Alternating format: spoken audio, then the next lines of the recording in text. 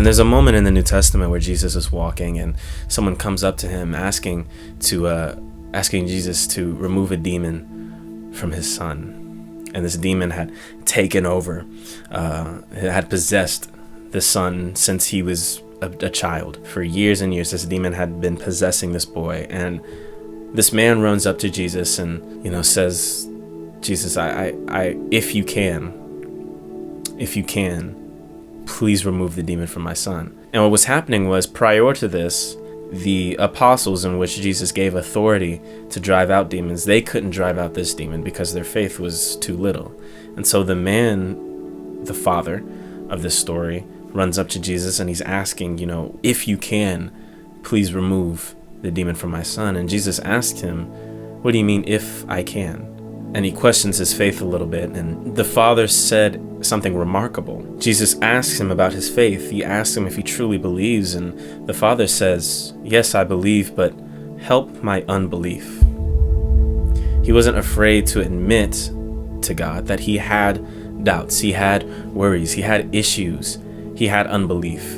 And that honesty was able to spark a connection with him and Jesus that is raw and vulnerable and true. We cannot be afraid to open up everything. What the father did in this scenario was that he opened up his heart, he opened up his mind, and got to a place where he trusted Christ. He trusted that Christ could even help him in his doubt and in his unbelief, and build within him a new heart through the Holy Spirit. And no, he didn't know about the Holy Spirit at the time. He didn't know, but he still had faith in God that he would be able to correct his unbelief through faith and through his provision. And so we are called to do the same thing as Christians. We're called to actually just be vulnerable with God. When we're in the middle of our suffering and sin, God, I don't want to do this. I don't want to do what you're doing. Or God, I don't understand what you were doing. Or God, life is sucking right now and I don't understand. I don't want this. I'm tired. I'm frustrated. This hurts. This sucks. It's not about trying to put on a face that's pleasing to God. It's trying to put on a face that is looking up towards the face of God. And if we can do that through our honesty in prayer, and we can do that through our honesty with other people in confession and things of that nature, then I truly believe our connections with God will be so much stronger.